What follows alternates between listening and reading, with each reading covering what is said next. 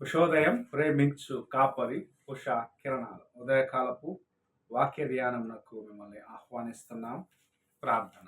మమ్మల్ని మిక్కిలిగా ప్రేమిస్తున్న పరలోకపు తండ్రి, ఈ ఉదయకాల సమయానికై వందనములు స్తోత్రములు చెల్లించుకుంటున్నాం. ప్రేమించి మరి యొక్క దినమును అనుగ్రహించిన నీ కృప కొరకు వందనాలు. ఈ ఉదయకాల సమయమున నీ వాక్యము చేత మాతో మాట్లాడమని వినగలిగిన చెవిని, గ్రహించుకునే హృదయాన్ని అనుగ్రహించి ఆశీర్వదించి నడిపించమని యేసు పరిశుద్ధ నామమున అడిగి వేడుకుంటున్నాను పరమ తండ్రి. ఆమేన్. ఈ ఉదయకాలపు వాక్య భాగము యోబు గ్రంథము 40వ అధ్యాయము 6వ వచనము నుండి 11వ వచనం వరకున్న వాక్య భాగమును చదువుకుందాం.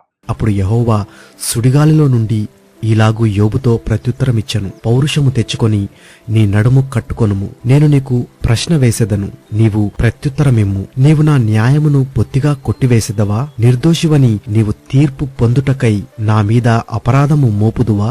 దేవునికి కలిగియున్న బాహుబలము నీకు కలదా? ఆయన ఉరుముధ్వని వంటి స్వరముతో నీవు గర్జింపగలవా? ఆడంబర మహాత్యములతో నిన్ను నీవు అలంకరించుకొనుము, గౌరవ ప్రభావములను ధరించుకొనుము, నీ ఆగ్రహమును ప్రవాహములుగా కుమ్మరించుము, గర్విష్ఠులైన వారందరినీ చూచి వారిని కృంగజేయుము. మనము చదివిన వాక్య భాగంలో దేవుడైన యెహోవా యోబుతో తన యొక్క బలము ఏమిటి, తన యొక్క శక్తి ఎలాంటిది అన్న కార్యమును మాట్లాడుతున్నది చూడగలము.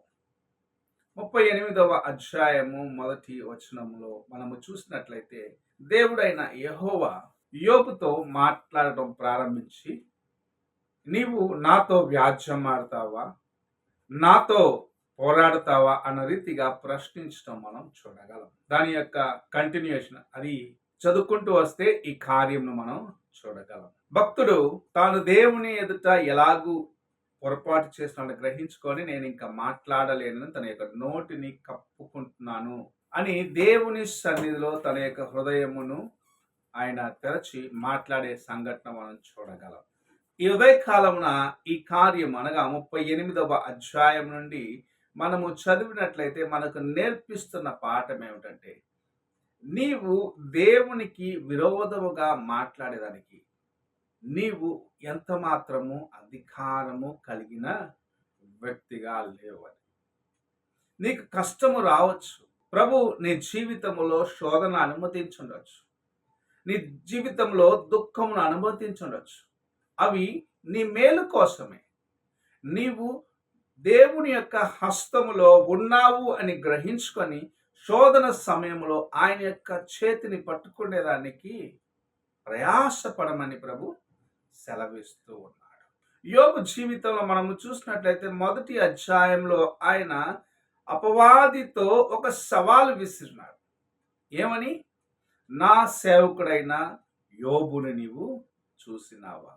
యథార్థవంతుడు, న్యాయవంతుడు అని అపవాది దగ్గర ఒక సవాలును విసిరినాడు. అనేక సార్లు ప్రభు మనలను ఒక సాధనముగా వాడుకుంటాడు తన యొక్క నామ మహిమార్థం. శోధనలో నీవు ఎలాగ నిలబడుతున్నావు, శోధన సమయంలో దేవుని కోసము నీ జీవితమును ఎలాగ నీవు కాపాడుకుంటున్నావు అని ప్రభు మనల్ని పరీక్షిస్తూ ఉంటాడు. తద్వారాగా మనల్ని ఆయన ఆశీర్వదించి అనేకల మధ్యలో మనల్ని ఉన్నతమైన స్థితికి హెచ్చిస్తూ ఉంటాడు. ఆ శోధన సమయంలో, ఆ కష్టముల మధ్యలో నీ హృదయమును నీవు ఎలాగూ కాపాడుకుంటున్నావు అన్నది గ్రహించుకోవాల్సిన వ్యక్తిగా ఉన్నావు. మనము చూసినట్లయితే యోబు అన్ని పోరాటాల మధ్యలో దేవుణ్ణి విడిచిపెట్టలేదు. ఆయనలో కొన్ని బలహీనతలు ఉండొచ్చు, కానీ లేక ఆయన యొక్క పరిస్థితులను బట్టి ఆయన నోటి నుండి కొన్ని మాటలు రావచ్చు, కానీ తాను తన యొక్క హృదయమును దేవుని ఎదుట యథార్థముగా కాపాడుకునేదానికి ప్రయత్నించిన వాడిగా ఉన్నాడు. ఆయనను ప్రభు ఆయన యొక్క మాటలు బట్టి ఆయనతో మాట్లాడుచున్న కార్యం, ఆయన నోటి నుండి వచ్చిన మాటలను బట్టి నేను చనిపోయి ఉంటే బాగుంటుంది, నేను పరిశుద్ధునిగా కాపాడుకున్నాను, నా కంటితో నేను ఒక నిబంధన చేసుకున్నాను, ఇలాగూ ఆయన తన గురించి మాట్లాడిన కార్యములన్నిటిని బట్టి ప్రభు ఆయన ముందు విసిరిన ప్రశ్నలు.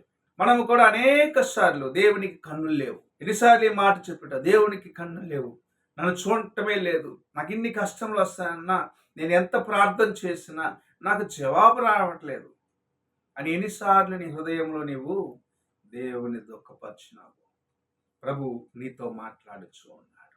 సర్వశక్తి కలిగిన దేవునికి విరోధముగా నీవు నిలబడగలవా? ఆయనకు కలిగిన బాహుబలము నీకున్నదా? ఆయన వంటి కార్యములు నీవు చేయగలవా? ఇవన్నీ నీకు ఆయన అనుమతించినది నిన్ను ఆశీర్వదించేదానికే. నీ జీవితములో శోధనను అనుమతించినది, నీ జీవితములో నీవు వెళ్తున్న ఆ పోరాటాల మధ్యలో నిన్ను ప్రక్క నుండి చూస్తూ ఉన్నాడు. నా బిడ్డ నా కోసం ఎలాగో జీవిస్తున్నాడు. అలాంటి సమయంలో నీ హృదయమును ఆయన ముందు నీవు ఎలాగ కాపాడుకుంటున్నావు? యోబులాగా ఆయన ముందుకు వెళ్ళినప్పుడు నీ యొక్క హృదయమును పరిశుద్ధంగా కాపాడుకునే దానికి ప్రయత్నిస్తున్నావా? లేక ఆయనను నిందించి, ఆయనను గాయపరిచి, ఆయనను దుఃఖపరిచే పరిస్థితుల్లో నీవు ఉంటున్నావా? ఒక్కసారి నీ హృదయాన్ని ప్రశ్నించుకో. ప్రభువు నీతో మాట్లాడచ్చు. ప్రియ సహోదరుడా, సహోదరి, నీ హృదయంలో వేదన రాక తప్పదు. కొన్నిసార్లు నువ్వు వెళ్తున్న కష్టాలను బట్టి వేదన ఉంటుంది. కానీ నీవు దేవుణ్ణి ఎంత మాత్రము నిందించే వ్యక్తిగా, ఆయనకు విరోధముగా మాట్లాడే మనస్సును నీవు కలిగి ఉండరాదని ప్రభువు నీతో హెచ్చరిస్తూ ఉన్నారు. ఈ ఉదయకాల సమయమున ప్రభు మనకు నేర్పిస్తున్న కార్యం, శోధన గుండా వెళ్ళినప్పుడు ప్రభు నిన్ను పరీక్షిస్తున్నాడని నీవు గ్రహించుకొని ఆయన యొక్క కృప కొరకు వేడుకుంటూ ముందుకు వెళ్ళినట్లయితే యోబుని ఆయన ఆశీర్వదించిన రీతిగా, ఆయన పోగొట్టుకున్నవన్నీ ఎలాగో రెండంతలుగా తిరిగి ఇచ్చినాడు, అలాగ నిన్ను కూడా ఆశీర్వదించడానికి ఆయన ఆశ కలిగి ఉన్నాడు. అయితే శోధన సమయంలో ఆయన కోసము నమ్మకముగా జీవించు.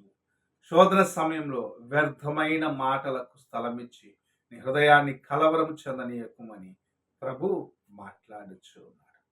ఈ ఉదయకాలమున నీవు ఎలాగున్నావో ఒక్కసారి నీవు పరీక్షించుకో. ప్రార్థన చేసుకున్నా. మా స్థుతులకు ఆధారభూతుడు అయిన గొప్ప దేవా యేసయ్యా, ఈ ఉదయకాలమున మా ముందుంచిన నీ యొక్క వాక్యంను బట్టి పొందను. మేము నిన్ను ప్రశ్నించేవారిగా, నీకు విరోధముగా మాట్లాడేవారిగా అనేక సార్లు మా హృదయం కలవరము చెందినప్పుడు, దుఃఖముతో నిండినప్పుడు నాయన దేవా నీకు విరోధమైన కార్యములను చేస్తున్నాం. అయితే నీ యొక్క బాహుబలము, నీ యొక్క నాయన శక్తిని గ్రహించుకొని ఈ శోధనల గుండా మేము వెళ్ళిన తర్వాత మమ్మల్ని సువర్ణములాగా దేవా, పుట్టమవేయబడిన బంగారములాగా నాయన మా జీవితాలను మార్చేదాన్ని నీవు కలిగిన ఉద్దేశములకు ముందుగా మమ్మల్ని నడిపిస్తున్నామని గ్రహించుకునే దానికి సహాయం చేయండి. కార్యక్రమం వీక్షిస్తున్న ప్రతి ఒక్కరిని మీ హస్తముగా దేవా, ఎవరైతే శోధన గుండా వెళ్తున్నారో వారు శోధింపబడిన తరువాత సువర్ణములాగా తలతలలాడే వారిగా నీ కోసము దేవా జీవిస్తారు అని గ్రహించుకునే కృపను అనుగ్రహించు. నీ కృపలో ఆశీర్వదించి నడిపించు. యేసు పరిశుద్ధ నామమున అడిగి వేడుకుంటాను పరమ తండ్రి, ఆమేన్. తండ్రి అయిన దేవుని ప్రేమ, కుమారుడైన క్రీస్తు కృప, ఆదరణకర్తైన పరిశుద్ధాత్మక సహవాసం ఇప్పుడు ఎల్లప్పుడూ తోడై ఉండి సదాకాలము నడిపించుగాక. ఆమేన్.